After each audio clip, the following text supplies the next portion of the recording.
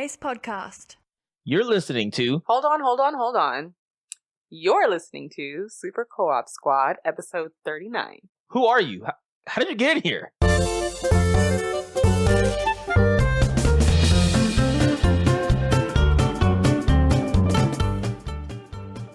Hello, gamers, and welcome back to another episode of the Super Co-op Squad video game podcast.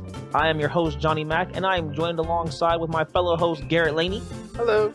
And normally this is where I say Joshua Gerard. He says something weird and nonsensical, but Joshua is not here today. Joshua is at EVO. We wish him the best of luck. He'll discuss with us how he did when he gets back next week. But filling in for Joshua is someone near and dear to my heart, and Garrett as well, my lovely sister, Breigh. Hello, everyone. Pleasure to meet you. Yeah, welcome to the podcast. Thanks for being on and having some fun with us. Thank you for having me. Yeah, you're welcome. So we are the Super Co-op Squad plus Breigh, and we love games. We love movies, comic books, anything pop culture. And every week we sit down to discuss the latest and greatest news and announcements in games, movies, and everything pop culture, and discuss our opinions on them as well. Before we hop into today's podcast, we're going to give you a quick spoiler alert. So if there's anything that you don't want to know about or prefer not to hear about or just want to kind of want to stay in the dark about, this is your chance to pause. Go ahead and go to the details and description of this episode. There's going to be links for you for our show notes. You can click on that link and you can go ahead and read through, and then you'll have timestamps and all the info for our discussion topics, and you can skip past things that you would prefer to not know about. But if you're good, then of course we are ready to go. So this week we have a lot of movie-based stuff, a lot of Disney-based stuff. There's been a lot of good info coming out of D23 and other announcements in that sort of area. So later in the podcast, we'll be discussing Disney and its dominance at the box office over the last 3 to 4 years and what that means for Disney and the rest of the film industry and why are they succeeding so well. We'll also have a quick review, about 15-20 minutes, about Spider-Man Homecoming. We've had a chance to all sit down and watch it, and we'll discuss our experience and our thoughts on the film. To begin today's podcast, though, Sony and Marvel Studios have come to an agreement regarding the Spider-Man franchise being a part of the MCU, so the Marvel Cinematic Universe. This was announced during an interview with Kevin Feige. The internet abounds with his name. Feige? Feige, maybe. And Amy Pascal, that Venom and Sable and Black Cat, those films, will exist in the Marvel Universe as fringe characters. So where are you sitting on this, guys? I think it's cool. Adding to the Spider-Man universe and having the Spider-Man universe a part of the MCU not only increases the stories that Spider-Man can have, but also increases the stories that Marvel in general can have.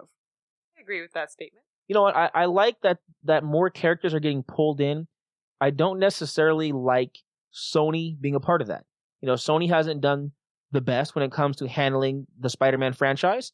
And I really just want them to pass it over to Marvel. Now, I understand that won't happen, so this is the best we're going to get. But I just hope that much of the creative process is handled with Marvel and their studios and not necessarily with Sony. Well, who had the creative handle on Homecoming? So I think most of the script was penned by people that were approved by Marvel, but I think the director and everything, the production was done by Sony. Okay. So, I think if we keep that same Sony to Marvel ratio, I think we'll be okay. So first of all, second of all, I suppose we already discussed a little bit. Is this the right move for the Marvel Cinematic Universe? They have a bevy of characters already. They have Guardians and the Avengers and tons of people are just bringing in. Do they need to make this move to bring in Spider-Man? So my question would be the previous Spider-Man movies, was that strictly Sony? Right, so those were Sony as well. Okay. And I think we all know... Amy Maguire and awesome Andrew Garfield. Yeah, that was Sony. That was terrible, Amy. That's not even close. You, Garrett, I know you like the Andrew Garfield era, and Breigh and I are both fans more so of the Tobey Maguire Spider-Man films. In particular, Spider-Man 1 and 2 were excellent. 3, a little rough, but at least we got a 3. I think that Marvel doesn't need Spider-Man in the cinematic universe. It helps, but they've created and crafted a well-structured, movie verse, and I don't want them to hurt it by bringing in a studio that doesn't share their same values. I don't think it could hurt. I feel like bringing in another character that they can mold and add to the series isn't a bad thing. I feel like it should only have room for growth. Like, it should only be a good thing. You have a lot of Spider-Man fans, and Marvel does really well with their movies. That's a fair point. What I'd like to add is, and were you going to carry on with that, or were you moving on? I was moving on, but go ahead. Okay. I think it's a good thing, and the reason is, in less than a year, we're getting Avengers: Infinity War. That is on a large galactic, scale. We've been in space. We've been to all around Earth and Marvel. I kind of don't see where they're gonna go after this, but having Spider-Man, having neighborhood-friendly Spider-Man, keeping it central and street level, much like the Defenders and Netflix and everything. I think having that is a fresh new take on something. So I agree for the most part. I think the fresh new take that Marvel might bring might be good. Again, I'm just afraid of Sony being in the mix. And both of you guys have stated that characters being brought into this universe is a good thing. My question though would be, if these are going to be fringe characters that might exist in the universe but may not interact with the Avengers or other Marvel characters that they actually control, does it really matter at all? I mean, we look at like the Netflix Marvel series with the Defenders. You've already brought them up, Garrett. We look at the ABC Agents of S.H.I.E.L.D. TV show. They are not mentioned in the Marvel Cinematic Universe whatsoever. They're not brought into it. Now, that could change, but over the last 10 years, it hasn't. So what good would it do to make this universe and they don't all interact to some degree? Well, I would argue that actually, after the events of, which one was it? Captain America, Winter Soldier. I believe that's when we find out that S.H.I.E.L.D.'s been under the control of Hydra pretty much the whole time, or something around there. Agents of S.H.I.E.L.D. reacted to that. Agents of S.H.I.E.L.D. carried on, and that world impacted Agents of S.H.I.E.L.D. Well, let's just be clear here. Everything that it's a trickle-down effect. Anything that happens in the MCU, it affects the shows, but anything that happens in the shows is never mentioned or talked about or discussed or affects the MCU. So the MCU affects the shows, but Yeah. So, we're never going to, theoretically, based on what we've seen so far, we're never going to see Daredevil or Agents of S.H.I.E.L.D. or Jessica Jones in the Marvel Cinematic Universe. Possibly not, but again, that could change. They could have a small, even a cameo, I think would do.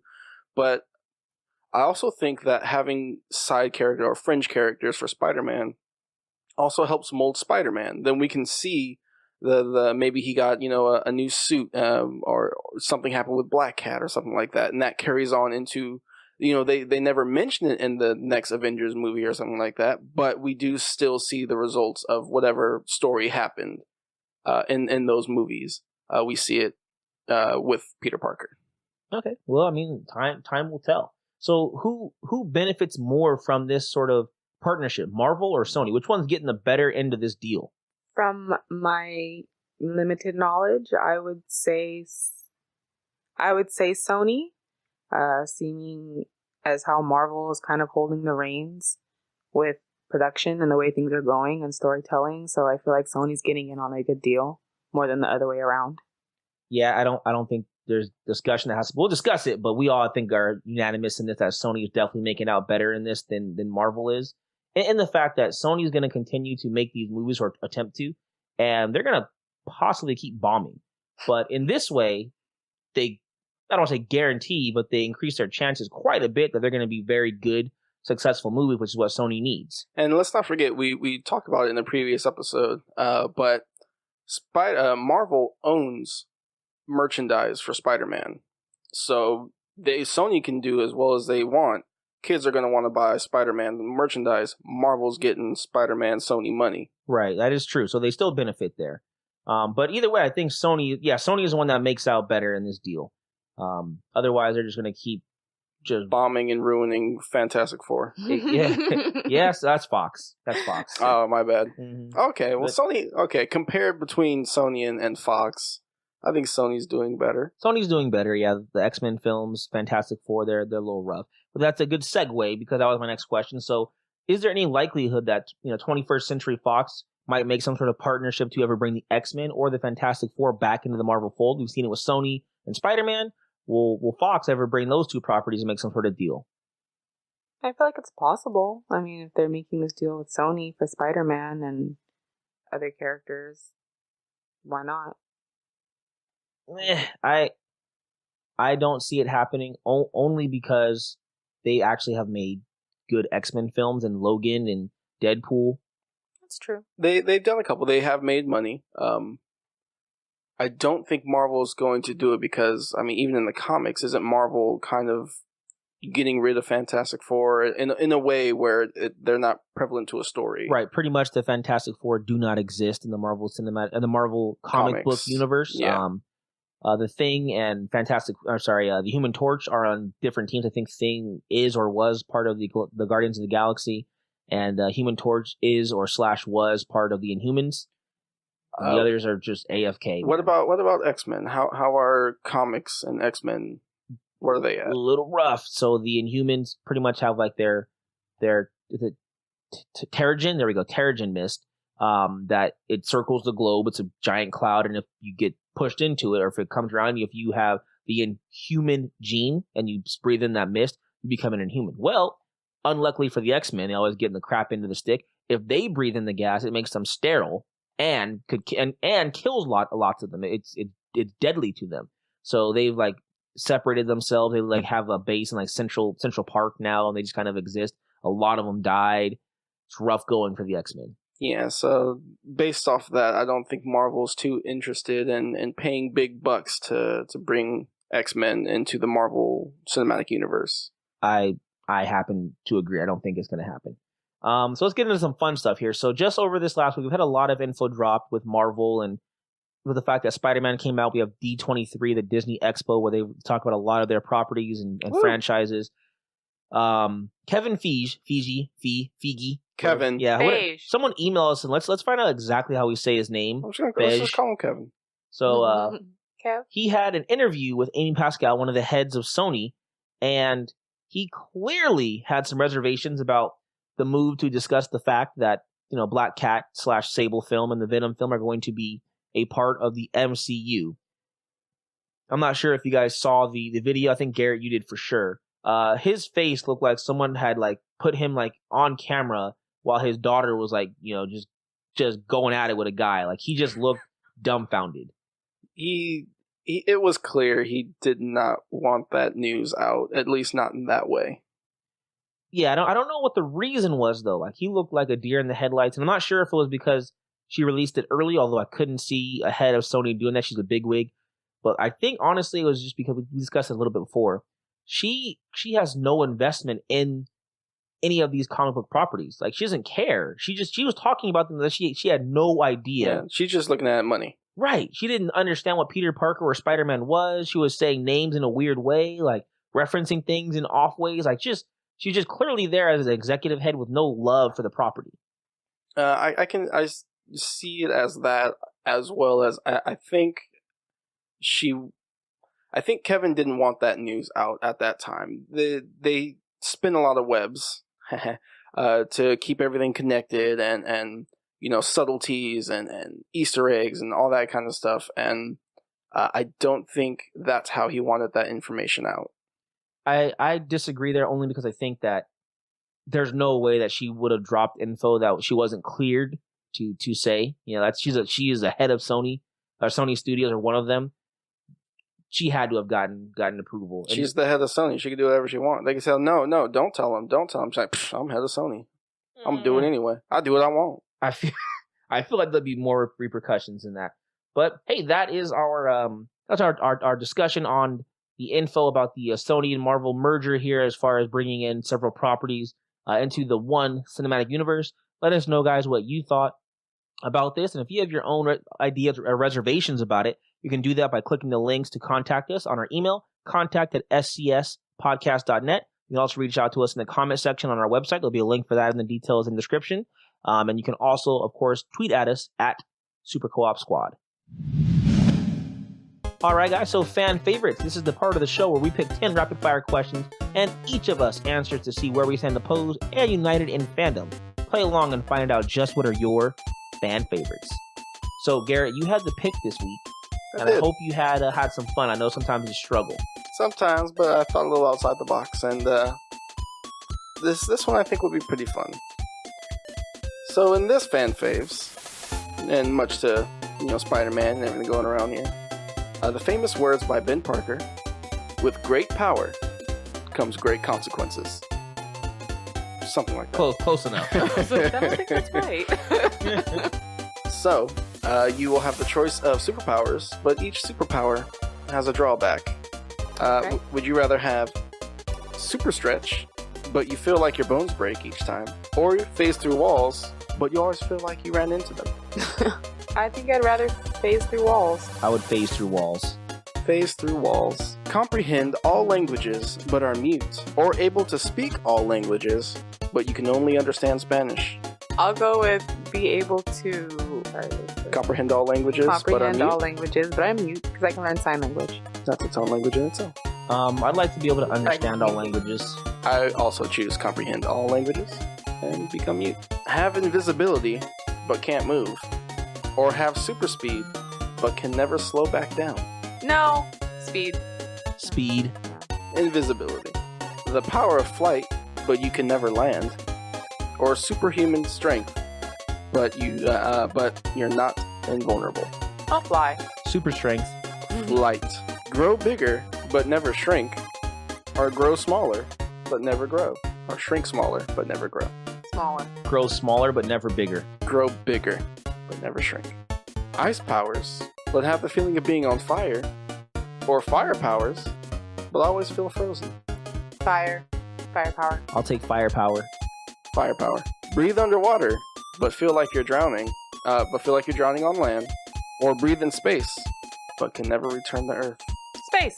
Breathe underwater. Space. Control other people's luck, but they control yours. Or be the most likable person, but never have alone time. Be likable. Yeah, I don't trust other people. Yeah, control luck. Be the most likable person. The teleportation, but always get amnesia. Or shapeshift, but only exactly once per day. Shapeshift. Shapeshift. Shapeshift. Travel forward in time, but never back. Or travel backward in time, but never forward. Forward. Backward in time. Backward in time. Alright. Oh. All right, Garrett, break it down. Alright, I'd like to change my answer to backward. I thought about it. First one. So first up, you have super stretch, but feel your bones break, or phase through walls, but always feel like you ran straight into them. I think we all chose phasing through, right? Yes. Yeah, because it would really hurt to stretch and feel bones and tendons snap, or at least have the feeling of that. Plus, phasing through walls is, I feel, a much more useful power than super stretching. I agree. Well, what viable, in this world, not talking about comics, in this world we live in, what viable use would super stretching be able to accomplish? That was my thought pattern. I thought I'd like to go through a wall more than... If I'm going to take pain either way, take one that's a Maybe little bit more useful. the remote is slightly too far away where you don't want to get up. That's just lazy. Get your Deal with that behind pain. out. Yeah, when your phone's on the On the desk and you're couch. sitting on the couch, you don't want to get up to get your phone, but you got a text message. Just break some bones. It's a viable reason. Well, apparently the listener poll, they thought the same as us. We had 100% of the listener poll choose phase through. So, pretty good there. Yeah. Next up. Comprehend all languages, but are mute, or able to speak all languages, but you can only understand Spanish. Yeah, I mean, I would rather be able to understand all languages because I can do sign language and stuff. I can get my point across. I don't think sign language changed depending where you are. What do you mean? I think sign language is always the same. What do you mean? Right, but it doesn't matter. My point is that I still know every language. I can still hear every language, understand it. And I'd Okay. still be able on some level to communicate. I can still write things down. That's where I was going. And most importantly, we have a man who has, he's shown us that we can have robot voices. Stephen Hawking. Just get a robot voice. Deal with it. Okay. That Go is- ahead, Garrett. Let us know. Oh, wait, the listener poll. Donde está? So, listener poll, 85% chose comprehend all languages. Only 14% said they would speak all languages. So I don't, you don't understand Spanish. It's kind of rough there. Yeah. Say things in Italian, you only know people are saying in Spanish. You just don't see that being useful. Well, I mean, you can still tell them what you're trying to say. You just can't understand their answer. It's got some viable uses. It's a little rough there. All right, what's next? Have invisibility but can't move, or have super speed but can never slow down. Okay, dude. I think you're in the same position, Breigh, for this question. What would you do with invisibility when you cannot move while you use it? If you're trying to hide, maybe you're being chased by the cops, and you turn that corner down that alleyway. You sneak on the side. You turn invisible, and they're like, "Oh, he must have ran up on the roof. Got him." So how often would we be using this superpower? I mean, how often do you want to rob banks? All right. Yeah. I feel like you're missing something very viable here. If I have super speed, I can rob the bank anyway. But you can never slow down again. Everything you do is super fast. You can never just talk to somebody. That's fine. I'll write it down. They'll take forever to reply. To me, yes, but to them, it's super quick. Okay. I don't know. I just feel it. What about you, Breigh? Do you have any particular reason for picking super speed? I mean, I'll get more done in a day. I'll travel. I'll, see the world. Yeah. I don't know what I'm doing if I'm just invisible, sitting around looking at people like a creeper. Creeper? What am I doing with my life? Yep. So 71%, sadly with Garrett, chose invisibility. Why? Only 28% chose super speed. It makes more sense, guys. It really does. You know what? Go ahead and sit around and be bums all day. More power to you. I'm going to be out doing things. All right. Next up, power of flight, but can never land, or super strength, but no invulnerability. I mean, No, you chose super strength. I chose super strength. And here's why. There are some things, yes, this has come up, I think, in the past. Yeah, I can't punch through a wall or throw a car, but I can still be an amazing athlete. I can still be an amazing bodybuilder and break all kind of records. My bones can handle that kind of stuff. I can still get in the ring with Floyd Mayweather and just put one through his chest. You know what I mean? Be careful, because he might actually challenge you. Yeah, they're doing the most right now. Oh my gosh, it's ridiculous. It's gonna be a good fight. I'm just saying. Or a good dance. I don't know. McGregor's getting wrecked, dude. I'm sorry to say. Okay, but why did you guys choose flight? Flying. But you can't ever not fly. But you can hover just above the ground. So if you still need to talk to somebody, you can kind of still lay down, hovering over your bed, and you can always fly. If it's possible for me to change my answer, I'm gonna go with super strength. My initial thinking was that flying, again, to be able to travel and go places, but you can still do that. Do I fly? Do I sleep flying? How does this work? Yeah, you'd probably be really tired. I'm just saying, now that I'm thinking about it, I have super strength, but I don't need to use it to the capacity of which I'm breaking bones. I can open any pickle jar I choose. That's what you went with, huh? I'm good. I can open any pickle jar. I'll fly up and drop it.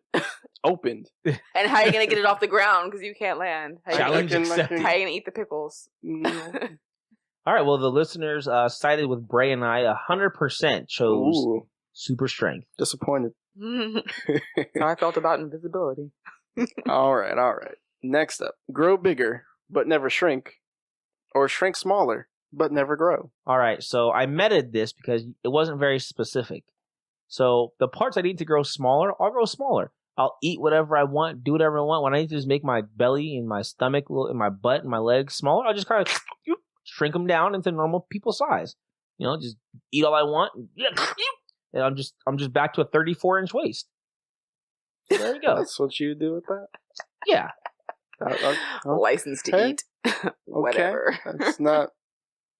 Okay. But I got too much body fat. And it's gone. I like making that noise. Okay, I see. Breigh, what'd you pick? I still just think in the ways of travel. Where could I go? The smaller I get, I can squeeze in between places. The smaller you get, the longer it'll take you to get anywhere. True, but I can lead an invisible life. I could just be going places. Sitting on a wall somewhere, chilling, watching a movie, watching people. That sounds creepy, but I would. Okay, I think growing bigger is better. You can just beat anybody up. You don't gotta worry about nothing. You can easily rob banks again. Wow. I always go back to that. I just want to point out that, just because you're bigger does not mean you can fight better. You can turn yourself 8 feet tall and still get beat down by a 6 foot tall guy. I could just grow bigger and step on them. Then you're stuck as a 13-foot person. Just to step no on one's people? gonna mess with me. they're gonna kill you and have you as a science experiment. No, they're not going to be able to do that. Why? Because I'll step on them. Wow. Remember that really old movie, Star Wars? With the robot thingy? How old is this kid? All right, so 71% of our listeners chose grow big. 28% chose get smaller. So, yeah, guys, I don't know what's up with you guys today with Garrett, but whatever. Honey, I shrunk the podcast listeners. Next up, ice powers, but always have the feeling of being on fire. Or fire powers, but always have the feeling of being frozen. I don't think there was a right answer here. Like, no matter what you chose, you're just in trouble. It's bad times. But I don't know. I feel like if I take firepower, I can be a destructive force in this world and burn things to the ground. What am I going to do with ice powers? Make things cold. Be destructive still. Yeah, okay. Elsa handled it. No. Okay, look, if I have ice powers, I freeze something and the sun just melted after time. If I have firepower, I just raise things to the ground, just burn down a house, take over the capital, be a supervillain. So remember what happened when Aang first started firebending? That's exactly my point. But I'm not trying to be a good guy. I'm literally trying to burn things and burn Katara. Oh, Jesus. Okay. Didn't see that coming. I honestly forgot what I picked. I'm pretty sure you chose ice powers. All right. Ice powers are cool. I can do that. There we go. I'll make it snow. So 65% of our listeners chose firepower, and then 35%, 35% chose the firepower. The or ice power. There you go. Okay. All right. Yeah, I'm in the minority there. All right. Next, breathe underwater, but feel like you're drowning on land, or breathe in space, but can never return to Earth. This is another one that just there was no right answer. It was just whatever. But I chose breathe underwater because what am I going to do in space? There's nothing out there. You don't know that. Yes, but by the go time explore a planet. But by the time you try to get to a planet, you're going to be dead. I'll bring Twinkies. I'll be fine. Do Twinkies have, life like expectancy growth? Like it's going to make you live longer? Twinkies don't die. But you do. I'll eat them. I won't die. No, but you breathe in space, you can go space traveling. You can hang out at the moon. If I'm drowning in water every day of my life, my quality of life would not be the same. Rather than, exploring. I might find a Star Trek ship. I'm just saying. I think the better choice if you pick underwater is no longer living on land, abandoning land, and become Aquaman. There we go. That sounds viable. The sensation of drowning is horrific. It is, very much so. Think about fish when we pull them out of the water, how they must feel. Nah, that's fine. Wow. We eat them. 57.1% of listeners chose to breathe in space. 42.9% chose to breathe underwater. So relatively even there. Close. Yeah. Okay. Next up, control other people's luck, but they control yours. Or be the most likable person, but will never have alone time. I don't want to have no alone time. Yeah. I want to be alone sometimes. That was the only motive for my decision. The only one. Okay. Fair. I feel like there was a no-win. This was a no-win, no matter which one you chose. But I chose to be a more likable person because as much as I'd like to believe that if I was just out here doing good and giving everybody good luck, it wouldn't always come back. I maybe I just don't trust people to that degree. All right. Yeah. I chose be liked because, I mean, if I'm the most likable person and you want to be my friend, you got to give me stuff. Wow. You got to give me stuff and you got to do stuff I ask you to do. You, sir, are a scumbag. You like me, though, right? I have no choice, apparently. 70% of our listeners chose be liked. 30% chose control luck. All right. I'm picking the winners, except for ice. Next up, teleportation, but always get amnesia. Or shapeshift, but only exactly once per day. I would just be able to shapeshift in myself and make myself look the best I could. Just perfect skin and hair, 6-pack, and just big old donkey schlong. Just, I'll just every day just shapeshift myself into the perfect me. Okay. There we go. Kind of like a character creator, work on that slider. Yeah. There, you know, just adjusting things. There you go. Shapeshift is one of the coolest powers, like in comics or in anything really. Shapeshifting's cool. You can, take on different roles. You could be somebody for a day after you kidnap them or tie them up so they, people don't see, hey, there's two of you. Garrett, you mean murder them after you murder them? And then just take on their life. I'm the new Kevin Hart. Dang. So we had 85% of our listeners chose shapeshift. Only 14% chose teleport. I mean, teleporting's cool, but if you don't remember why you teleported, if you don't remember who you are and you teleport to somewhere that speaks a different language, you're I guess I speak this language now. You're donezo. Would you remember that you have teleportation powers? No, you'd have to find that out again. It'd be a horrible life. It'd be rough. Last but not least, travel forward in time, but never back.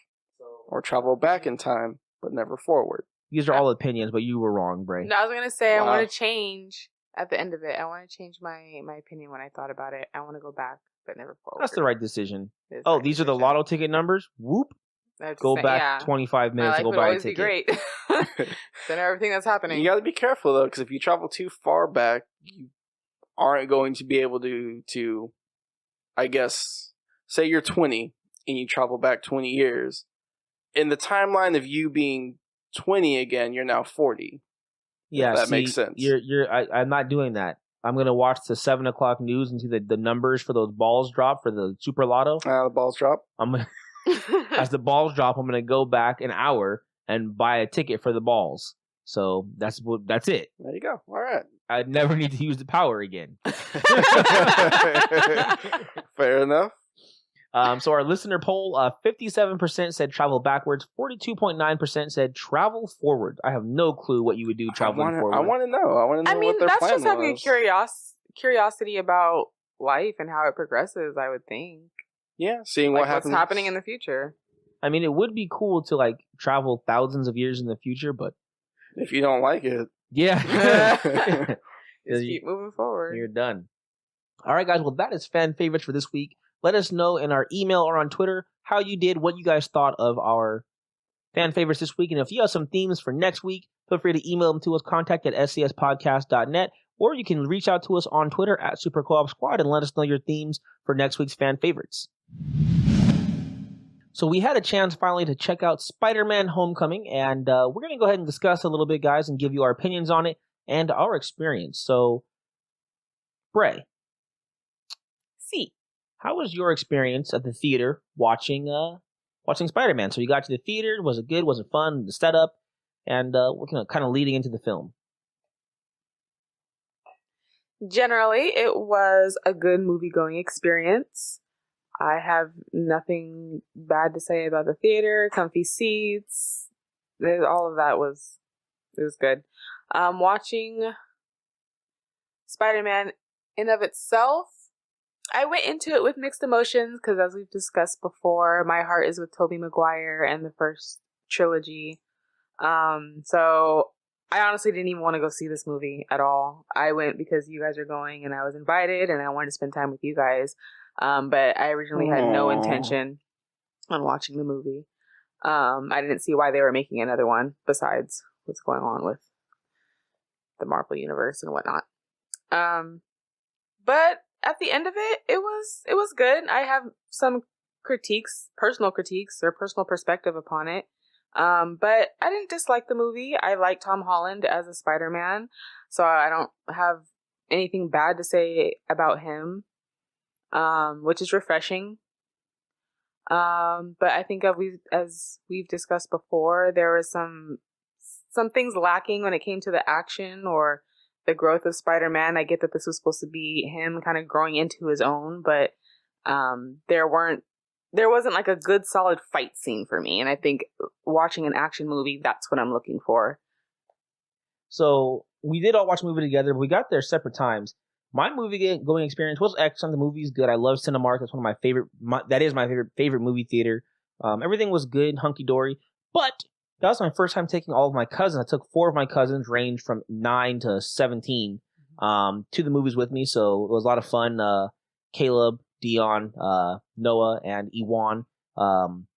So that was really cool going with them and talking about the movie later. But damn, is it hard getting like 4 kids, my wife and my infant 4-year-old son, into all their seats, getting all their popcorn. Your infant 4-year-old son. Infant 4-month-old. Jeez. Getting all of them into their seats, finding their seats, getting everyone popcorn, getting everyone their drinks, their everything. Goodness, that was a lot of work. I got in my seat and watched the previews. I was sweating, like had to get down there and get you guys your ticket that you guys arrived late. So yeah, that was my experience. But the movie itself was a lot of fun, and I really did enjoy it. Theater's all right. It's not my favorite. My favorite's AMC. Johnnie is snarling. They didn't have the collector cup. I was disappointed. I got a collector's cup. I know you did, but when I went and asked, they said they were sold out. So that's a negative mark. That's your fault for being late to the movie. That's their fault for not properly stocking. On opening weekend? This is actually, that was not opening weekend, sir. We watched it the week after it opened. 100%. It came out the previous week. Did it? Came out on the 7th. We must have seen it. We watched it that Sunday. Okay, so fair enough. Shut up. But, seats were fine. The movie was good. I enjoyed it. Nice. So a quick synopsis on Spider-Man. So this takes place pretty much right after the end, from Peter Parker's perspective, of the Captain America Civil War. So Peter Parker returns home to live with his Aunt May under the watchful eye of his mentor Tony Stark. He starts to embrace his newfound identity as Spider-Man. He tries to return to his normal daily routine, but is distracted by thoughts of proving himself to be more than just a friendly neighborhood superhero. Peter must put his powers to the test when the evil Vulture, I don't know if he was evil, but whatever, emerges to threaten everything that he holds dear. So we'll break it down by act. So Act 1, Act 2, Act 3. So in the beginning, we see the beginnings of Adrian Toomes becoming the Vulture, and he kind of loses his construction, damage control, business type of thing. And Peter Parker, we see his adventures from his eyes in Germany with the Civil War type stuff. And then we kind of see his life as he begins his like friendly neighborhood Spider-Man kind of routine and tries to protect the city, but isn't given a chance by Tony to do more. We also see that there's a strong desire to be more than what he is. He's really trying to be what he thinks Tony Stark wants him to be. So that first kind of opening setup. How was that for you guys? That was good for me. It established the motive for Adrian Toomes. It was believable in a way where it's not like, oh, I'm just a villain. I'm a bad guy. I want to be bad. It was him finding a way, getting screwed over by the government or whatever, and needing to find a way to make means for his family. I agree 100%. I thought out of all the movie, the first act, that opening just set up, the first 30 minutes was the best part of the movie, to be honest, in my opinion. But there's little flashes here and there in other parts of the movie, but that was overall the best. The only thing I have as a problem, what you said about him losing his business or whatever, the government coming in and taking his control of all that stuff, they would have paid him. It's a small thing. They would have just paid him off. Yeah. Because he's under they would not have wanted the headache of him suing and stuff. It's not a big thing, but it's there. What about you, Breigh? Same thing. I didn't have any problems with the setup of the movie. It was good. It flowed very well. Kind of piggybacking off of Garrett's comment about understanding where the villain comes from as far as him wanting to provide for his family. But on top of that, it's not just a justification of, oh, this is a guy looking to provide for his family. It was kind of vengeful as well. He was trying to stick it to the people who he felt had stuck it to him. So it wasn't completely innocent in him trying to take care of his family. And I only say that to say because it makes him a more well-rounded villain, that there were multiple variables as to why he became the villain that he became. I agree with that.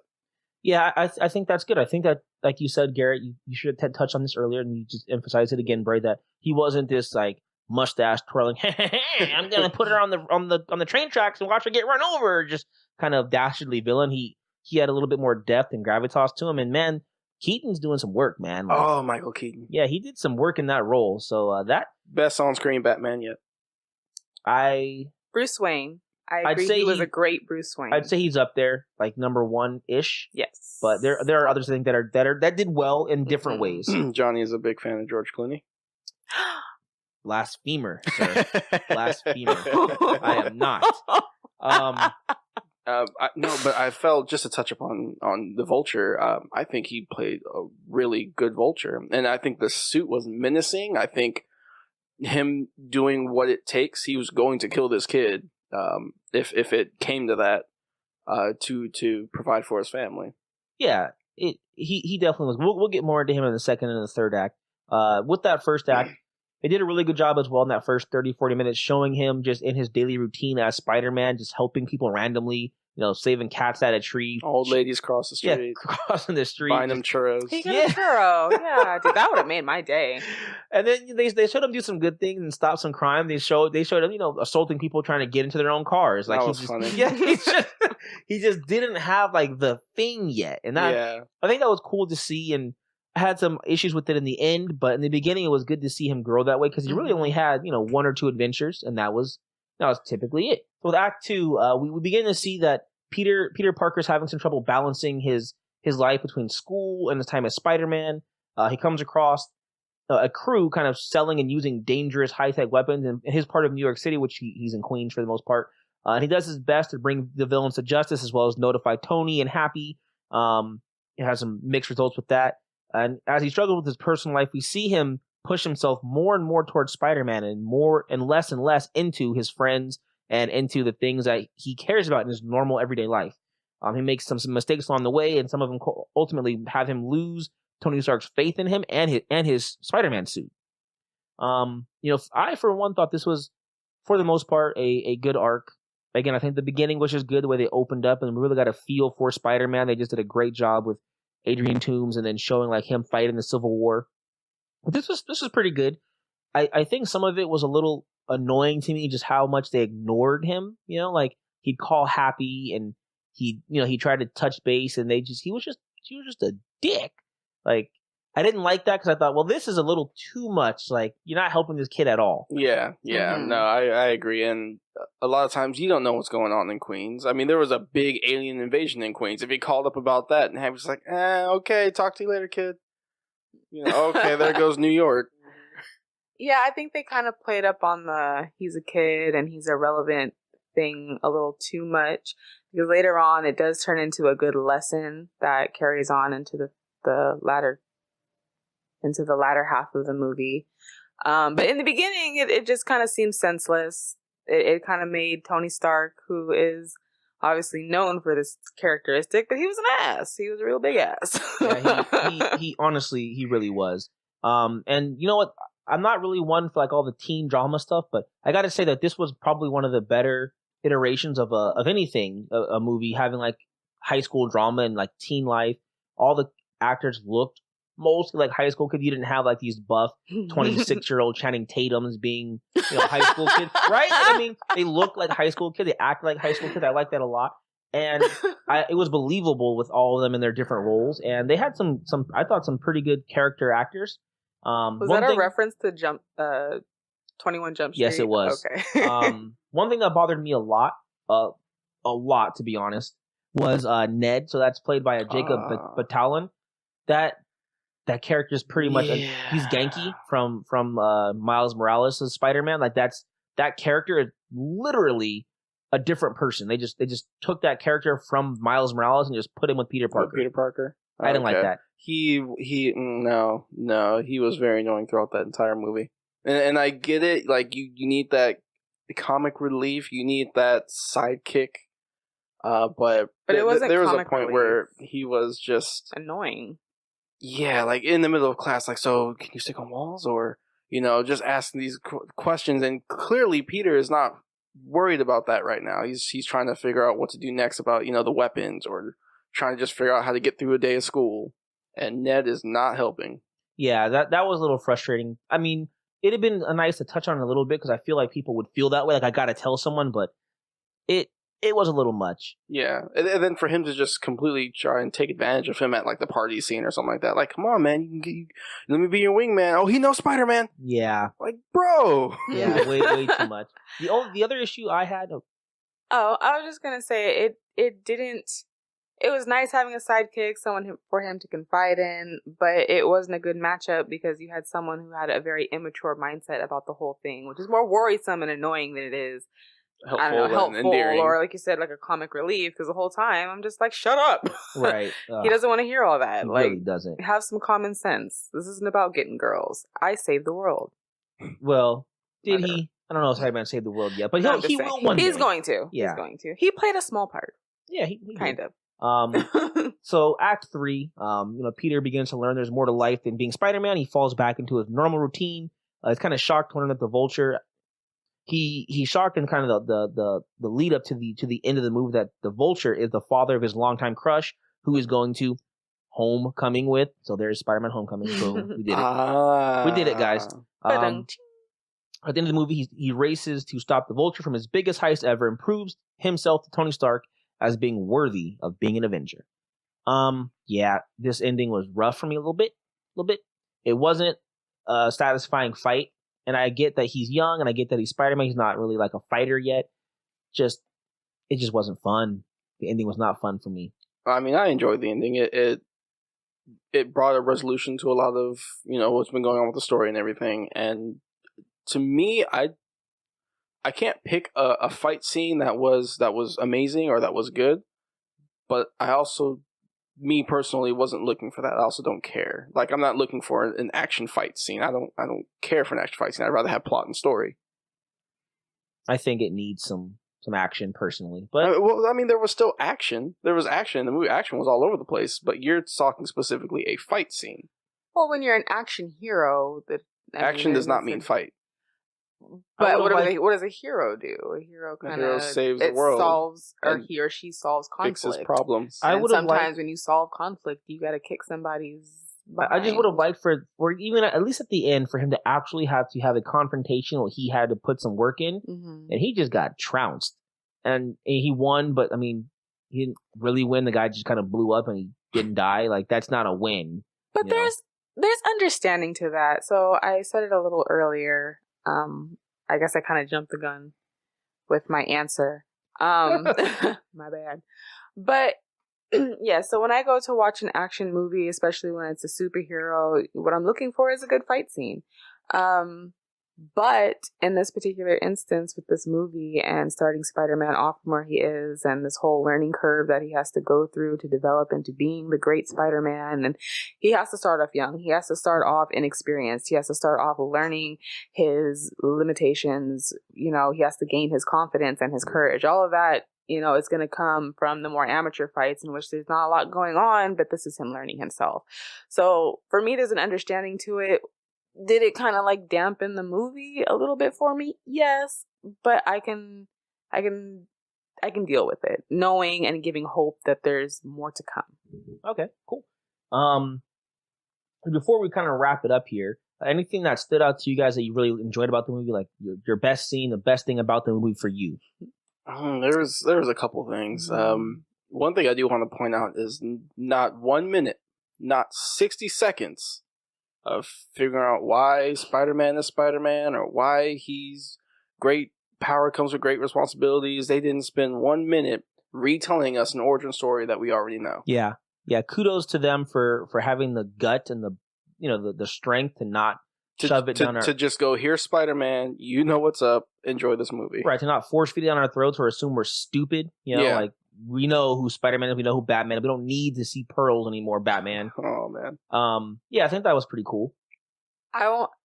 It's just something I observed, but I absolutely love how they took a really good scene from the Spider-Man 2 movie with Tobey Maguire, and they kind of went ahead and put that into Tom Holland's movie as Spider-Man. And it was just a small scene, but if you've seen the trilogy to the fairy scene. Yes, when he's, holding himself together and he's like, so before that, before that particular it was just scene, interesting to see. I was enjoying that scene. I liked watching him zip over and try and web all these posts. And it's like, oh, good job, Peter. You got 98% of them. Yeah, I like the fact that they had him fail. That Spider-Man, he fails a lot. Because he's not a winner. Quick Easter egg. Little side note. So I believe the character or the actor that plays the Vision, Paul Bettany. Paul Bettany, yes. Paul Bettany. I know where you're going. Go ahead. Yeah. Well, let me inform the listeners. I didn't stop you. So before playing Vision, he was Jarvis, the Tony Stark's AI companion, whatever, computer system. Well, Suit Lady, or Karen, in Spidey's suit was played by Jennifer Connelly, who is married to Paul Bettany. Oh, how funny is that? Yeah, so it's just cool to see. That's cute. Yeah, that little interaction there. Yeah, very nice. For me, I think just in general, just everything, every time Spider-Man was on screen, I think they pegged him right, the way he moved, the way he looked. He wasn't very large. He was smaller than everybody else, and that's how he should be. That was just, for me, what struck gold. He was actually funny. And none of the other movies, not even the Andrew Garfield one, slight parts of the Andrew Garfield one, but none of the Tobey Maguire's movies does Spider-Man ever come off as comedic. That's what Spider-Man does. He makes fun. He takes jabs at the villains. Not so much punching, but snide remarks, something funny. And it was good. Mouth. It was smart mouth, and it was good to see that. And I also liked how when he was Peter Parker, he was stumbling over his words. He was speaking real fast. He was nervous. That also is not played in any of the other previous installments. No, Tobey Maguire played a little bit of a I'd have to agree with Garrett. With Tobey, they made him just awkward. I was just talking about the comedic, or sorry, not the comedic. He wasn't the that stumbly funny. Peter Parker, but the rest I agree with. Tobey Maguire didn't stumble. They just made him awkward all the time on screen. Every time I talked to Mary Jane, it was awkward. Mm-hmm. And Andrew Garfield, I don't know. Maybe you should he did that all the time. Yeah. And that was god awful annoying. And this one, they just made him a nerd, which was fine. He could speak, but he was a little awkward. He stumbled a little bit, like some people do. He didn't have like some social tick. Yeah. So that was much better, right? Like that's what Andrew Garfield had a tick. It was like he could not speak to a girl. This bed is too big. This bed is too small. But this bed is just right. It's just right. Did you have anything to say about the comedic aspect? No, I think for the most part he did okay with that. There were some really good bits. Do you agree with my assessment that Tobey Maguire was not very funny and Andrew Garfield had slight funny tendencies? I'll agree with it. I think Tobey Maguire and Andrew Garfield were literally on the same track as far as being funny. They were name one Spider-Man joke Tobey Maguire did. I'd have to rewatch the films. I haven't watched them in much time. Knives, my greatest weakness. I can already name one. I have to watch the films again. No, okay. Same here. One of these movies was more memorable. No, it's because it came out like 3 years ago. So where does this rank for you? So is it Tobey Maguire on the bottom? We're not doing that. Andrew Garfield. We're not doing that. In the middle, or top great movie Tom Holland? We're not. No, sir. You are not disrespecting the great Tobey Maguire that way. All right. So is this a 1 for you? Does your Spidey sense tingle? This is exactly what you've been wanting from a Spider-Man film. Is it a 2? Just kind of okay. Look out! Here comes the Spider-Man. Or is it J. Jonah Jameson shouting, "He's a menace," and this film just wasn't for you? So it was look out. Here comes the Spider-Man. Really? I thought it was okay.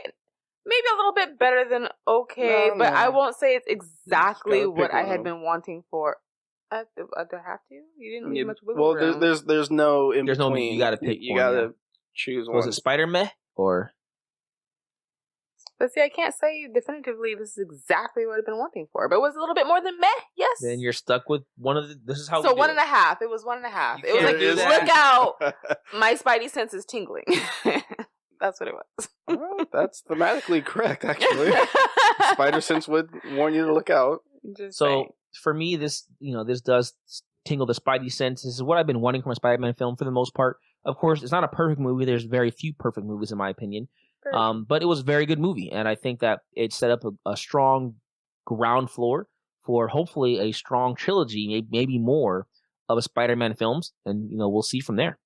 So you two know me quite well. I tend to enjoy a lot of movies. This is no different. This tingled my spider sense quite well. Tingling spider sense sounds kind of creepy, but Spider sense is tingling. I really enjoyed this movie. I'm looking forward to seeing more of Tom Holland. I think we can all agree that Tom Holland, so far, is probably the best Spider-Man. I can agree with that. Yeah, I'll agree. All right. I cool. like Tom Holland as Spider-Man. All right, guys. Well, that is our review of Spider-Man: Homecoming. Let us know your thoughts in our comments. You can comment on that on our website. The details in the description of this episode will have a link for the comment section on our website. You can also go to the website itself. That is scspodcast.com, or email us contact@scspodcast.net, and we'll be able to read your review on air. All right, guys. Well, this is the part of the podcast where we do gamer trivia. So every week, 2 of our hosts go head-to-head in a best-of-5 trivia contest. The winner will retain bragging rights and stay and play again next week. Well, I guess not you, Breigh, if you win, but good luck. And the loser has to create next week's questions. Play along and see just how much gaming knowledge you have in the gamer trivia. So I had to pick for trivia. It was hard to think of one that I felt both of you might have a chance at. I may have picked one that both of you don't have a chance at. So even ground. But I'm going to start reading the back of the case. When you read the back of a book to kind of know what it's about, I'm going to start reading the back of the case of this game. And let's see if either of you can figure out which one it is, or what game it is. A Peaceful Beginning. The legend was born 10,000 years ago. Legend of Dragoon. Damn. What? I didn't... Okay, I didn't get very far. It's one of my favorite games. I know what the back of the game says. Okay. Well, the trivia is Legend of Dragoon. Oh, yay. So, lady and gentleman, question 1. Where is Dart, the main protagonist, born? A. Lohan. B. Bale. C. Neat. Or D. Celis. Johnny, you have selected B. Bale. Breigh, you didn't give me a letter, but you gave me the answer. D. Celis. The correct answer is C. Neat. Huh. So I believe Celis was his hometown, but not where he was born. Ah. So far that is 0-0. Incorrect Breigh, incorrect Johnny. Moving on. Question number 2. Which of these characters is a Wingly? A. Meru. B. Shauna. C. Rose. Or D. Miranda.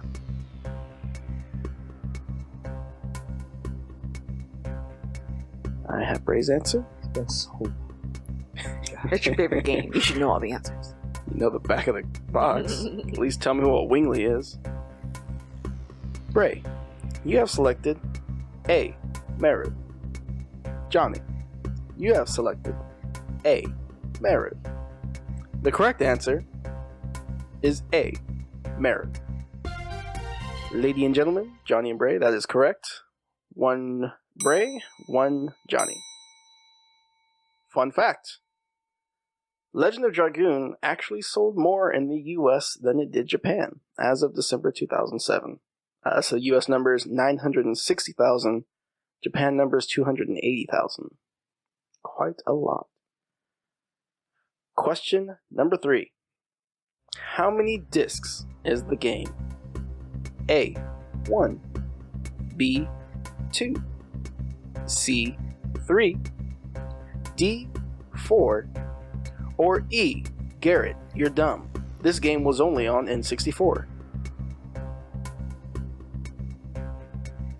I know you guys have to fight with calling me dumb, but you know that may be the answer. It may not be. I was considering it just so I could have you say you're dumb. Johnny, you've answered D. 4. Breigh, you have also answered D. 4. The correct answer is D. The game is 4 discs. I always remember that because back in those days when you had multiple discs, they had nice artwork on the disc. Mm-hmm. So I love Yeah, that. yeah. Very true. Yeah. Johnny, that is correct. Breigh, that is correct. It is 2-2. Things may get a little more difficult. Question number 4. When trying to save Shauna, What plant is the only cure? A. Shirley. B. Stardust. C. Stiletto. Or D. Dragoni. Repeat that. When trying to save Shauna, what plant is the only cure? A. Shirley. B. Stardust. C. Stiletto. Or D. Dragoni.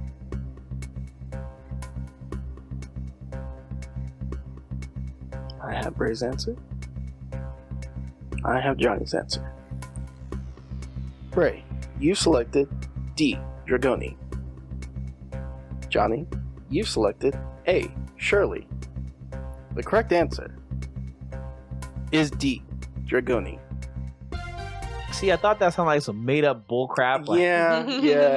The funny thing is that that's actually not even what saves her. You end up fighting Shirley Yes. to get to the Dragoni, but she ends up giving you a white Dragoon spirit. and she becomes the White Yeah. Dragoon. Exactly. Mm-hmm. So that is correct, Breigh. Incorrect, Johnny. Current standing is 3-2 in Breigh's favor. Question number 5.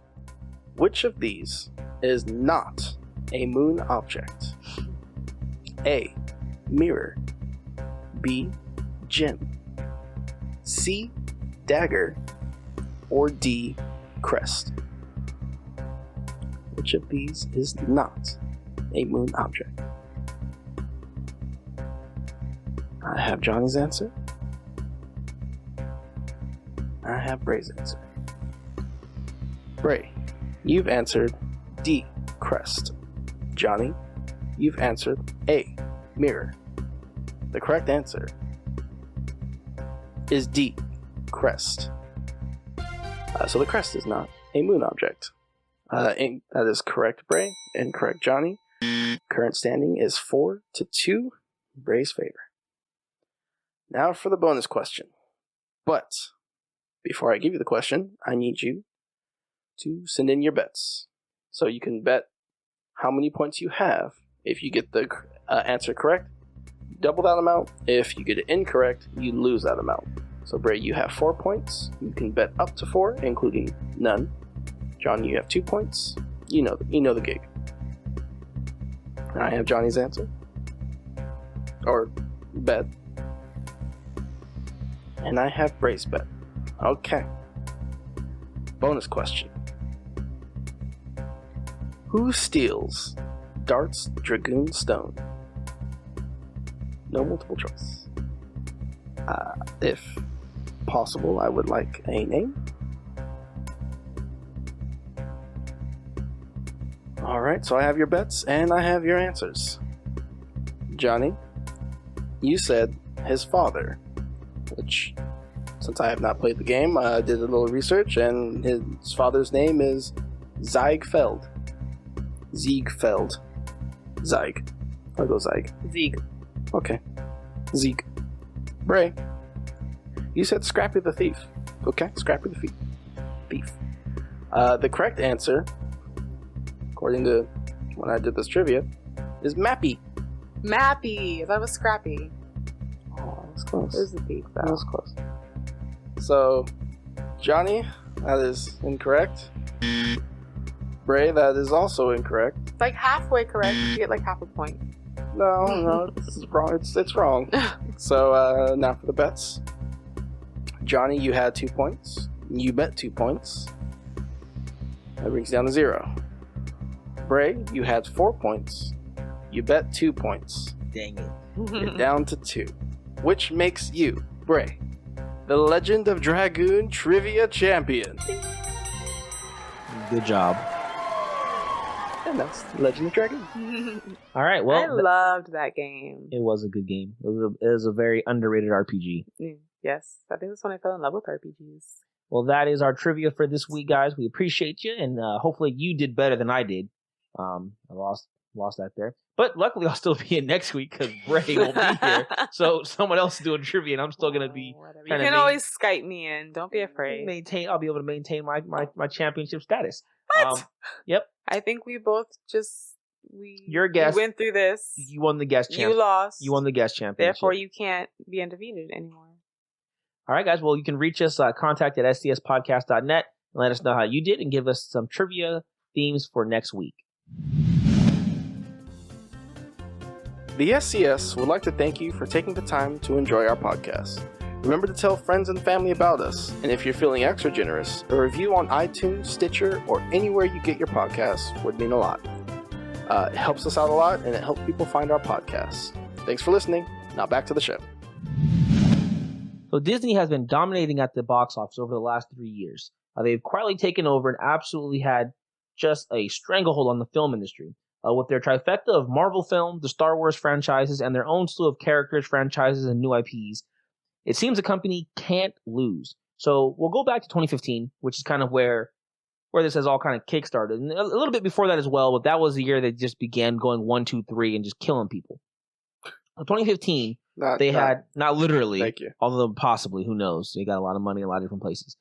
So they had number 1, 3, and 4 in the box office for 2015 with Force Awakens, Avengers Age of Ultron, and Inside Out in that order.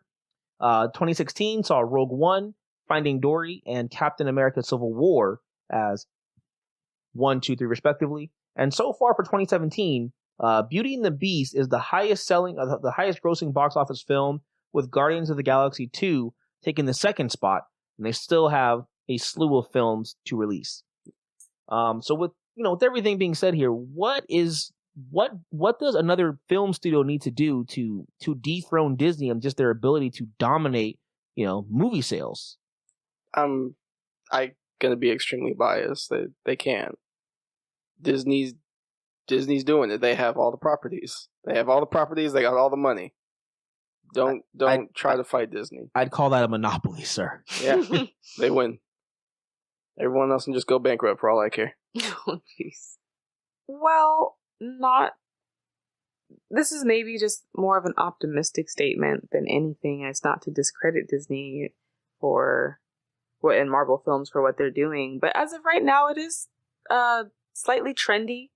The way that they're going with the whole Disney and Marvel. Everyone's into comics and everyone likes the superheroes right now. Everyone's liking their old nostalgic Disney films being turned into live action and just bringing them back to life. So it's a little trendy. It doesn't knock anybody else out of the game. As soon as some originality starts coming back into play and new things start moving about, there'll be room for others. But as of right now, yes, they're kind of dominating this particular area. Yeah, I think part of it can be trend, with, like you said, the rise of comics, rise of superheroes, and then the live action remakes.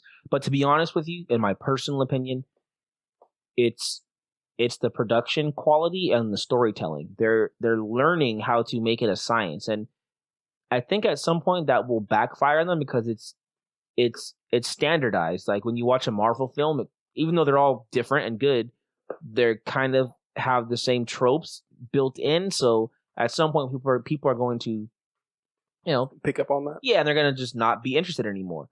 And then the Star Wars films, they're doing that mainly off the hype of Star Wars. I have yet to see a movie where I'm like, oh my god, that is just nothing will ever be better than this as far as Star Wars. They still haven't done that. They had good films, but they're getting by in the Star Wars films. However, on the other side, the production quality of all their other movies is great. They're putting out great films, Moana and stuff like that. People are gravitating towards, and they make them fun for all ages. And studios have to learn to put money into those things, the writing and production, and not just the glitz and the glamour and the CGI of it. So that's kind of where I sit with it. Well, I mean, you say that, but you get movies from Disney. I'm not even going to specify any of them. Then you turn around and DreamWorks, shits out Boss Baby. What is Boss Baby? Exactly. Is that my point exactly? Is that a DreamWorks film? That is DreamWorks. What is Boss Baby? It's literally a movie about a baby who is like in a suit and tie and stuff and tried. Yeah, it's ridiculous. It's doing very well at the box office, or it did for what it cost. Is it? That's a poor example in my opinion, only because you took one of the worst things you could. Yeah, that's a form of debating. Yeah, well, but it's false though. But I mean, they have other great things. Despicable Me, whether you like it or not, is extremely popular. The Minions, whether you like it or not, doesn't it's not about you liking it, but the fact is it does very well at the box office. There are other properties that do well. I just don't know if they can continue to have the onslaught that Marvel has, that Disney has, in that they have so many. If you only have a few properties with DreamWorks or whoever, it's difficult to combat the 6 or 7 or 8 movies that Disney's dropping in a year. Why hasn't there been another How to Train Your Dragon? I don't know. After the second one. I'm sure there will be. Because they ran Shrek into the ground. Yeah, they really did burn him down. But I liked all 4 movies, if that counts for anything. I think they did a good... You're a person. It doesn't count. Thank you. It doesn't count at the box. Doesn't count at the box office though, because those they continue to fare worse and worse. Okay. The bigger question here is this good for the film industry? Is Disney absolutely dominating year in and year out for 3 or 4? And so far it's been like that years in a row. Good for films? So, in my personal opinion, there's the whole, if someone has a monopoly, then competitiveness stops and standards drop because you have it all. People have to come to you to get what they need. And my years of experience, all 29 of them now, Disney, I don't think Disney's ever done something so much I don't think they've lowered standards just for money. In my personal opinion. They've had some stuff that maybe they thought would do good, it didn't do so well. I suppose a prime example is Cars. Cars does not do well in theaters at all. However, kids love to buy Cars merchandise, toys, plush, whatever. And so they keep pumping out Cars. But when it comes to all these other movies, I don't think they go just for, what would be really cool if we just ruin someone's childhood and make some money doing it. Well, so does that mean, is it good for the industry that they have such a stranglehold, or is it bad? So that's what I was getting to, is that I think it's a good thing because they don't have that mindset. They don't have the let's just pump out schlock to make some money. They actually try and appease people, and they try to do new things, and they try to bring back things that people love. So them having a monopoly on this stuff and still putting out good quality products, I think is a good thing. I think there's some good qualities and some bad qualities about it. Bad qualities is being that it's never truly a good thing when you have so much of a stronghold that it blocks out other creative minds. And it's not to take away from what they're doing. It's not to say that what they're doing is bad as far as, their production and the quality and the value of movies that they put out. I love Disney movies. But in having such a tight hold on it, it does block out, or doesn't give too much room for other things to make their own way. However, with that being said, it then could possibly, or more than likely will be a good thing in the long run, because it's going to take that much more for someone to have to come in and step in on their territory, which means that they're raising the bar, which means ultimately movie-going experiences should be raised because they're raising the bar. So I think, first of all, Disney has a niche in a few different areas, and that's family entertainment. But there's movies of all different genres, and they don't have their hands in those. Movies for adults, movies like Logan, movies like Deadpool. Those aren't Disney properties, and Disney can't make, or won't, probably both, can and won't, make a film like that. No, absolutely not. So there is still plenty of room for other companies to succeed in that same scale, just maybe in a different arena as far as the genre that they're tackling. Secondly, I do agree with you, Breigh. I think that most importantly, this should raise the bar for the quality of film production that we get. Much like we have peak TV at this point. We discussed that in a previous episode and what that is. Where there's a miasma, there's so many good TV shows that we just can't watch them all.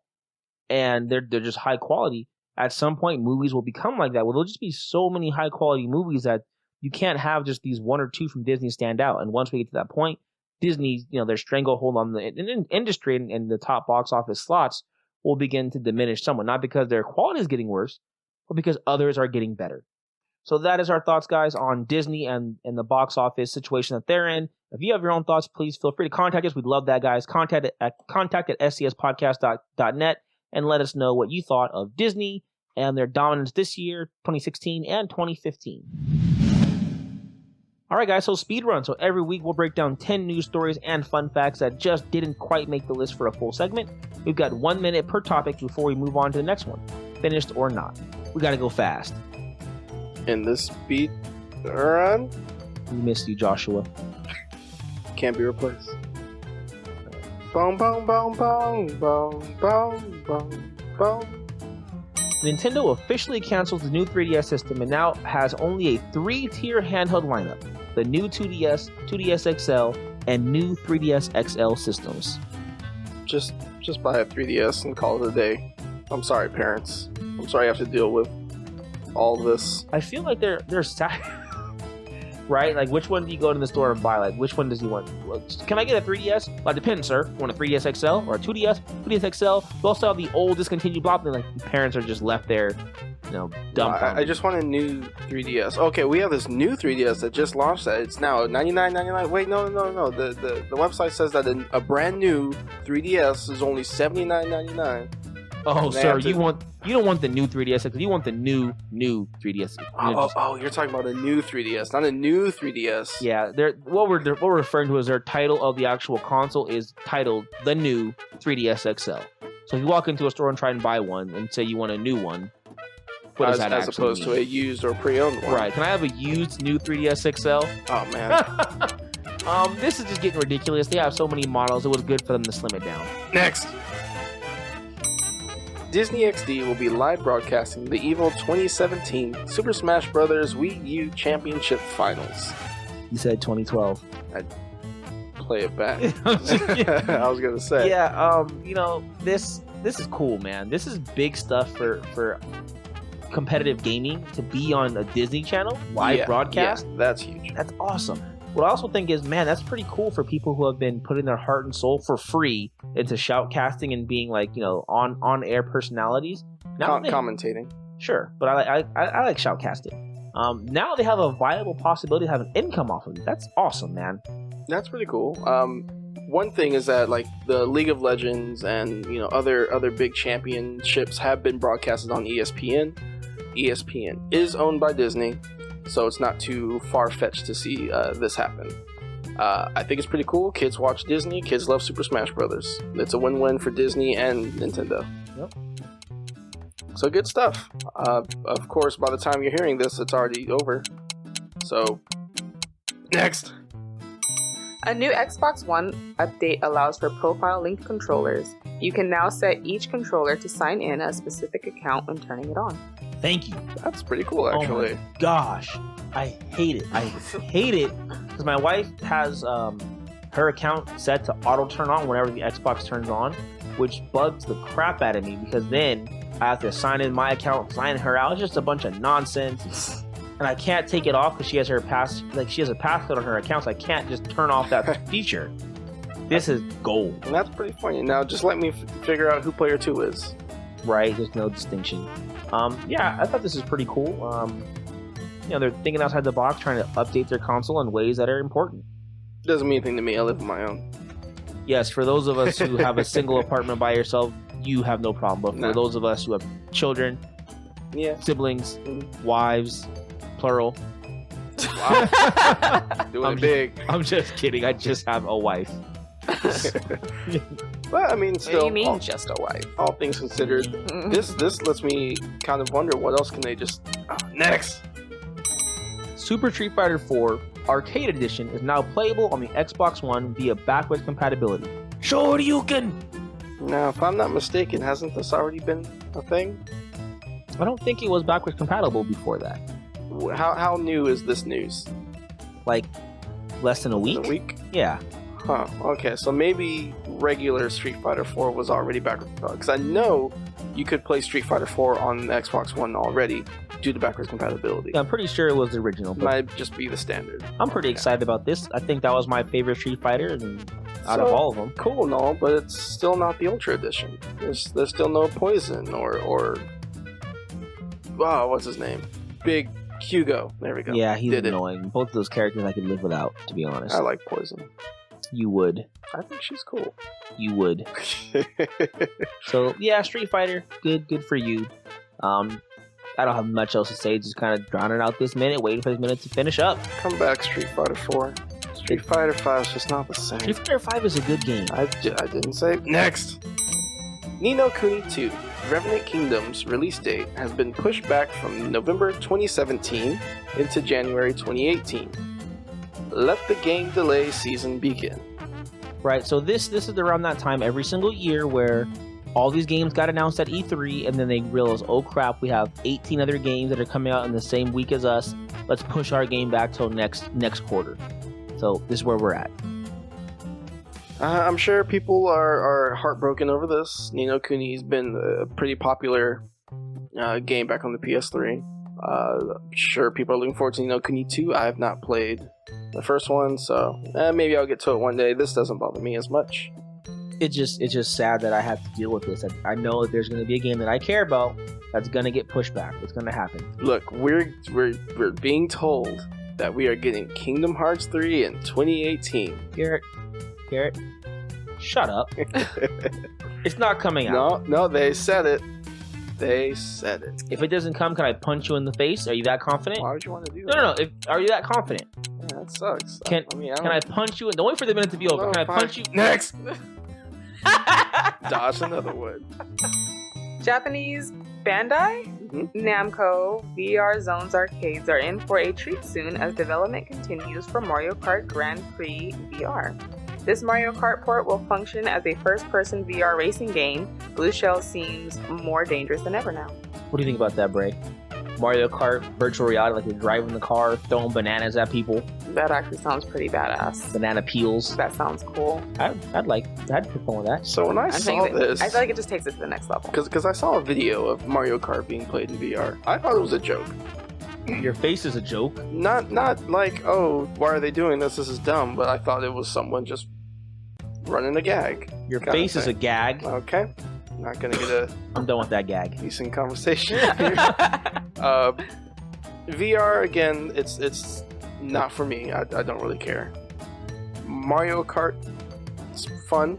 Mario Kart in VR might be fun, but I'm not clamoring for it. This isn't for me, but it does look really cool and very interesting, but I'm not big into VR at this moment. I've seen some interesting things, but again, nothing big that's going to make me want to play it or buy one. Exactly. What do you think about VR? Whoa. What do you think about VR, Breigh? Next. Overwatch competitive gaming took some major steps forward with the announcement and reveal of the first 7 Overwatch League teams. So this pretty much is something where there's major cities throughout the world. I think there's 5 of them are in United States. Miami, San Francisco, LA, New York, I think one more, Chicago, where those are going to be actually professional teams owned by actual owners. So I think the New York Giants owner owns one, as well as I believe another sports team. Yeah. It's a lot of big money now going to Overwatch. It's picking up. Not so much even just Overwatch. Well, Overwatch, yeah, but competitive gaming in general. Like seeing these big guys that are normally busy with dealing with Super Bowl, maybe not the Giants, but having to do that, and now they're like, you know what? I'm starting to see potential. I'm seeing this. Might be the new thing. This might be something that people are drawn to. I'm sure I can make money off of this. And they're willing to put their faith and money into competitive gaming. Who would have thought that at some point we'd be able to literally have a career? Not us. Next! Can't even have a career in finishing that. Wedbush Securities analyst Michael Patcher stated in an interview with GameSpot that he expects Sony to release the PS5 in 2019, and that it will be another half step forward, much like the PS4 Pro, and will have full backwards compatibility. Yeah, you seem happy, Breigh. Why are you happy? If it means what I think it means that I can play some of my original games like Legend of Dragoon, and bring back some nostalgia in my life. Yeah, win some more trivia. Shut up, Garrett. And Final Fantasy VIII. So that's what I'm kind of afraid of. Like, it says full backwards compatibility. Does that mean dating all the way back to the PS1? Does it just mean PS4? You have full compatibility of PS4 games now that it's the PS5? I don't think it means backwards compatibility all the way back to PS1. I think it means PS4, maybe PS3. Yeah, that's kind of what I'm leaning towards because they make too much money off the PlayStation Network. Yeah, but also if you consider this, even if they left PlayStation Now where it is and they offer that as a service, and then also had full all 5 console generations. Next. Yeah. Destiny 2's Matthew Ward discussed the story element of its upcoming game, stating that he hopes people complain that the game has too much story.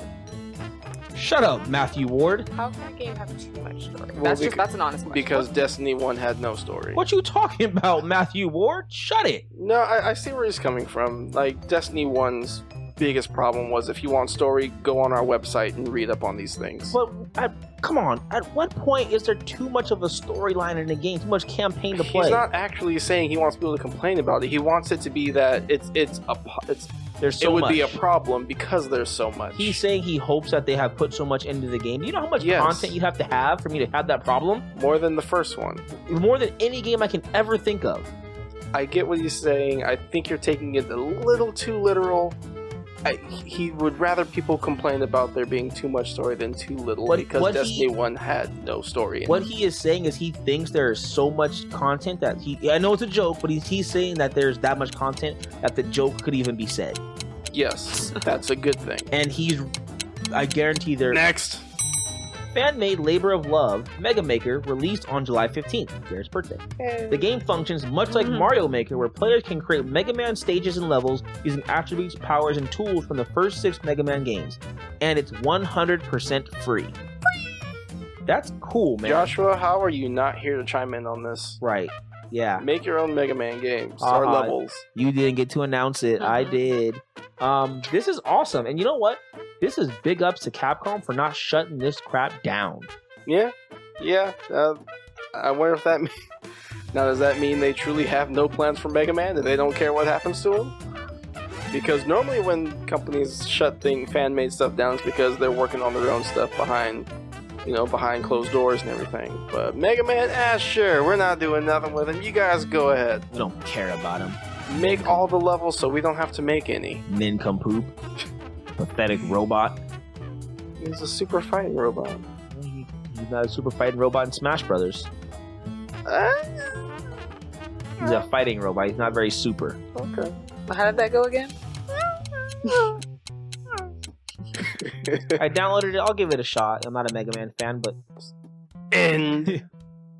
Alright guys, well that is our speedrun for this week. Let us know what you thought of our topics for speedrun, and feel free to reach out to us, contact@scspodcast.net.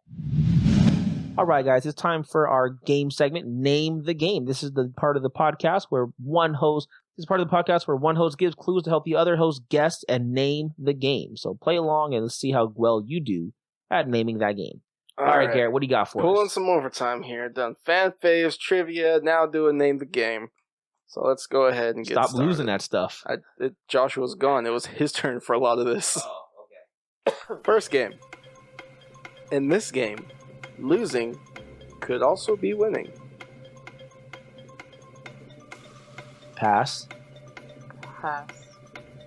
Using items to help or hurt, though they are always questionable. Pass. When you're done racing, try Mario Kart.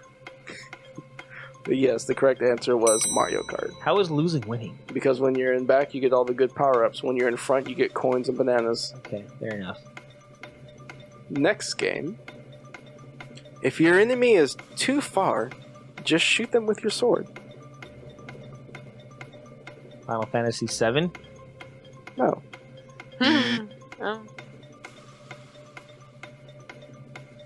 Well, the gun sword wasn't 7. Wasn't it Final Fantasy 8? Ding, ding, ding. I believe I did that. I also cannot. I can't believe I made that mistake. Next game and final one. We are at 1-1. Whoever gets this wins. A giant weapon used to destroy life. Pass. It's a circle. Halo. Halo. Halo is the correct answer. All right, guys. Well, that is Name the Game. Hopefully you did as well as I did. I took Breigh out this time. Got some revenge from Gamer Trivia. Give us some themes for next week, or better yet, give us your own Name the Game. We'll play them for you on air. Contact at scspodcast.net or reach us on Twitter at Super Co-op Squad to give us your themes. So listener mail. So that's it. It's listener mail. There's nothing to describe. Garrett, go ahead and read email number 1. Well, email number 1 is in response to last week's listener question, which was, which 2 video game characters would you like to see, would you ship and like to see in a relationship and have a baby? Specifically, they have to have a baby. Yeah, that was a real caveat to that question. A prerequisite. Yes. So, email number 1 is from Wallace. Wallace says, I'd have to say it'd be awesome if we could see the love child between Master Chief and Samus Aran. He is a super soldier to the highest degree, and her being a space bounty hunter raised by aliens with high-tech armor? Imagine if that kid grew up to be a hybrid Spartan Chozo armor set. Wallace, that is freaking awesome. I ship those 2. I mean, it wouldn't be like, a relationship of love, though. It would just be purely for the bloodline. So that wouldn't be very nice. I mean, that works too, but they could also fall in love. They could easily fall in love. No. Master Chief, he's got his girl. Cortana is his love. His AI. That's fine. There's no possible way to have a baby Maybe there. it's not.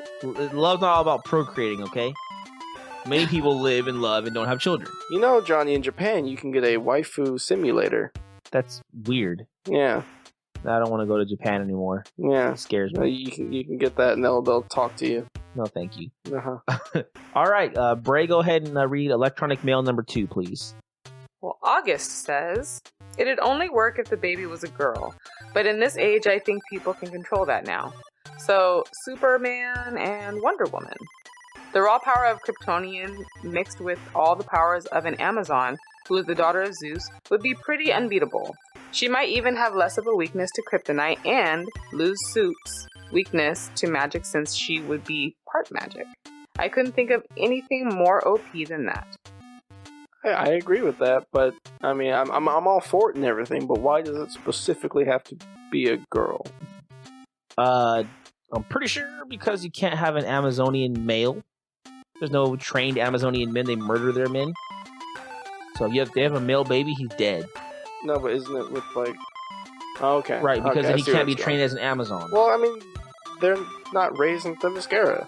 The Amazonian women killed their male babies. There's no male Amazon men. No, I understand that, but they're no longer in Themyscira. They don't have to abide by that rule. How do you know where she's having the baby? How do you know where the baby's Because training? she hasn't been to Themyscira. How would she train the baby? Time. She could easily just train the baby at the Hall of Justice, the Watchtower, anywhere. I think they'd have to have. And I think they'd overlook that, being it's Diana's daughter. And as a matter of fact, now that I think about it, there has been storylines where some Amazonian men have survived. They don't have powers. They're just men, and they died. I mean, that's fine, but now they're also half Superman. So but I guess they do have powers and now. Half Amazon. Now they just have why. It would defeat the purpose of making these two have a baby if they couldn't have the Amazonian powers of flight and magic. All I'm saying is I'm all for it being a woman because we need more girl representations, and I think that'd be cool.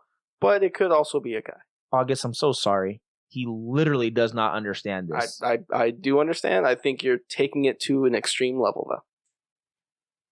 Breigh, do you have anything to say about this? I do not. I think, in theory, it sounds cool, so I have nothing to argue against it. All right, well, I still choose Master Chief and Samus's baby.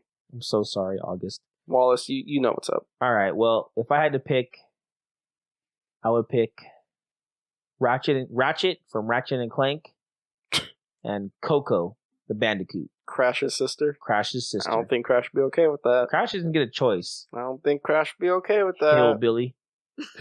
Wear no shirt. Those two have a pretty awesome baby. She's all smart and high tech, and then he's a galaxy saving hero. So those two. Huh. Okay. Garrett. Well, I have a shirt of this.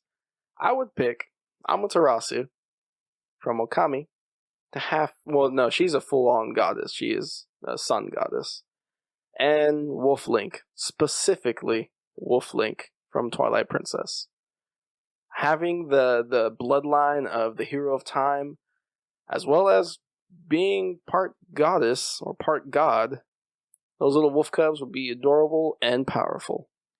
Maybe not. I don't know if her power transfers to her children. It's not. Sure, it would. Why would Wonder Woman's not? Or why would Wonder Woman's would, but a full-on goddess would not? Well, because Amazon's it does transfer. That's the whole point of like Amazon women. They are born and they get the strength and power of Amazonian women. Well, procreation, that's kind of the point, is the product, the result. All right, so Breigh, what two characters do you think should have a baby? I think the ultimate beautiful babies would come from Batman and me. Wow, you're not... You're not a video game character. I'm just saying that in an alternate universe or somehow, some way. I suppose if you created a character, I'm just saying, made her look like you, but then she'd have to have the same stats as you. Or if you made a character, we could always in, like, boost those. DC universe. There you go. There we go. Exactly. So it works. Sweet. Just all right, cool. Well, those are our picks. So next week's listener question: if you could add one game to the new upcoming SNES Classic console, what game would that be and why? So they've had 21 games releasing, but I'm sure there's some favorites out there that were missed. What game would you add to the SNES Classic and why? All right, guys. Well, thank you for emailing us, Wallace, August. We appreciate those emails, guys. And for anyone that emails us, we appreciate it. We'll get to your email as quickly as we can. I know we have a little bit of a backlog, but we'll get through them. So keep emailing us, guys. contact@scspodcast.net. You can also reach out to us in our comment section on our website, scspodcast.com. Both of those links will be in the details and descriptions in our episode that you're listening to right now. And of course, you can reach us on Twitter @SuperCoopSquad. So passing the controller. So what's going on with us outside the world of the podcast? What did Joshua So I give believe you? last week he gave me a Dance Dance Revolution pad. There you go. So thanks for that, Joshua.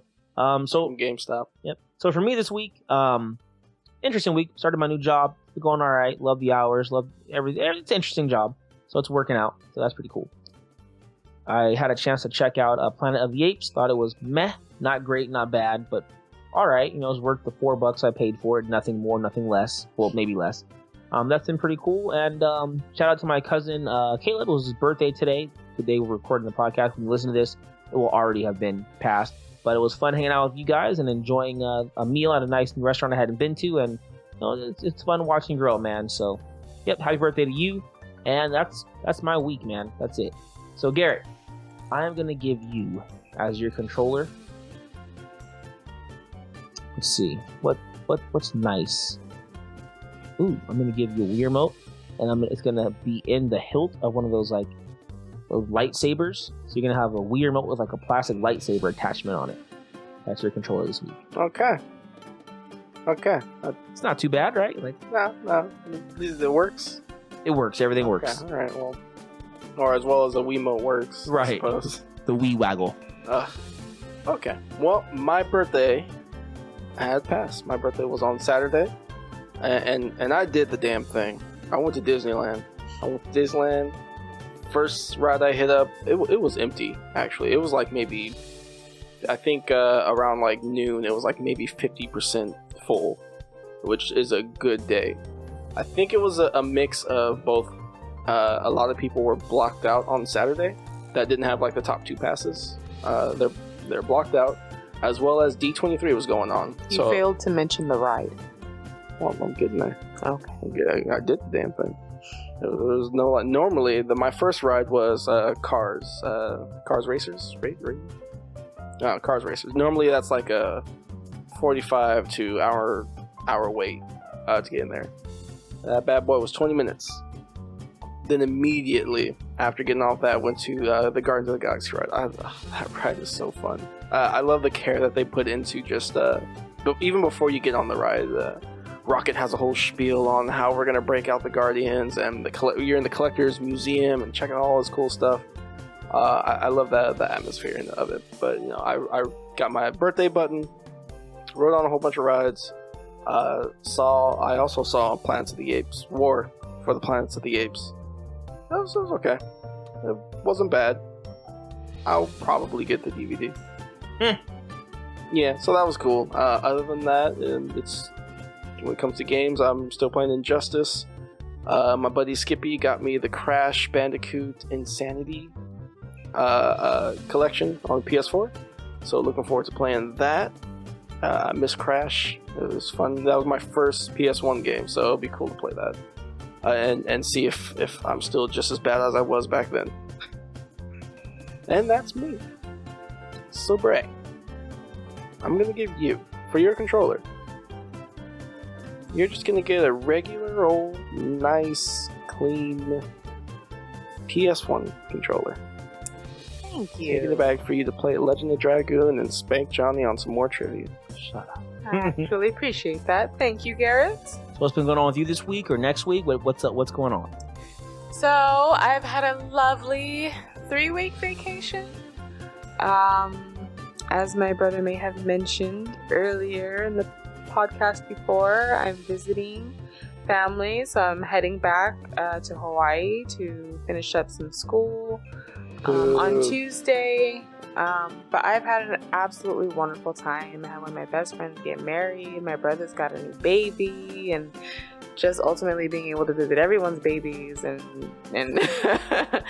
and just some good eats, some good memories, some good laughs. So it's a little bittersweet, but I'm happy to have had the time that I've had to spend with you guys. So yeah, back to reality for me. All right, cool. Do you have a controller you want to give me for next week? Just a black PS1 controller. Yeah, that's not even like heard of. I don't even think that's a thing. Yeah, she gave me a black one. prototype. Oh, Sweet, thank you. Awesome. I'm pretty sure they had a black one. They didn't. That's Eh? cool. Was it PS2? PS2, but I'll take a Okay. PS1. That's like rare. All right, guys. Well, that is There's our. nothing inside it. It's just the case. No, that's not what she said. Well, that is our episode for this week.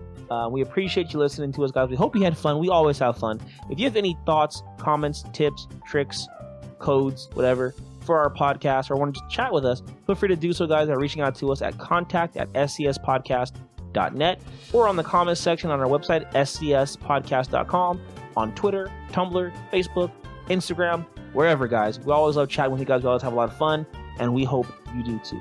You can reach me individually on Twitter to chat at JohnnyMac24. You can reach me at GJL3275, and that's on Twitter. And you can catch me next time I'm in Cali. Batman! P.S. I love you. All right. As always, Okay. and a little bit scared, I'm Johnny Mac. I'm Garrett. And I'm Breigh. Bye.